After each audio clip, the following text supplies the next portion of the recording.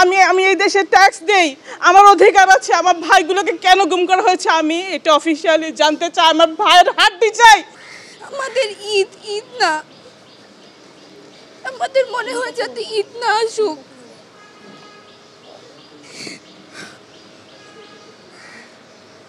আমরা বিচার চাই যে কেন আমাদের বাবাদের এভাবে বছরের পর বছর গুম করে রাখা হইলো। কেন আমাদের বাবাদের অন্যায় কি ছিল, আমাদের চাচুদের অন্যায় কি ছিল যাতে আমাদের বাবাদের এত দিনের পর দিন বছরের পর বছর এভাবে গুম করে রাখলো। আমরা আমাদের বাবাদের চাচুদের খোঁজ চাই।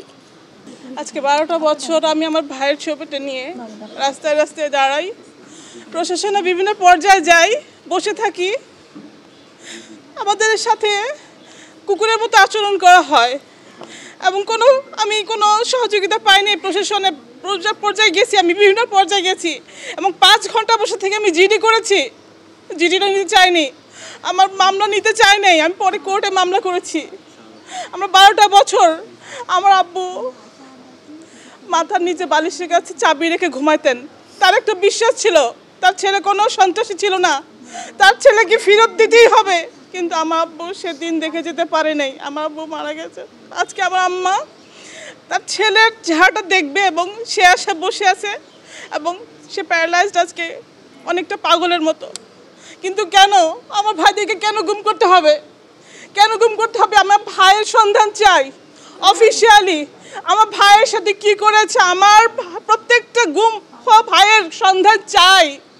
কেন আমার ভাইকে গুম করা হয়েছে এবং কারা জড়িত, কার সাহসে, কার ইন্ধনে আমার ভাইদেরকে গুম করা হয়েছিল অফিশিয়ালি জানতে চাই।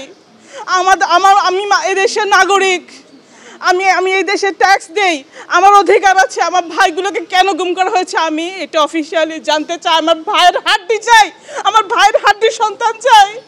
এর আগে মুন্নার বাবা আঙ্কেল বলতে যে আমার ছেলেকে কোথায় পুঁতে রেখেছে, ওই কবরটাকে তোমরা দেখিয়ে দাও, আমি ওখানে গিয়ে মোনাজাত করব। আমি এখন তাই বলবো, আমরা এইভাবে আর 12টা বছর আর কাটতে পারবো না। আমাদের না হয় আপনারা আমাদেরকে মেরে ফেলেন, আমরা বাঁচতে চাই না এইভাবে, এই জীবনটা আমরা চাই না, আমাদেরকে আপনারা মেরে ফেলেন।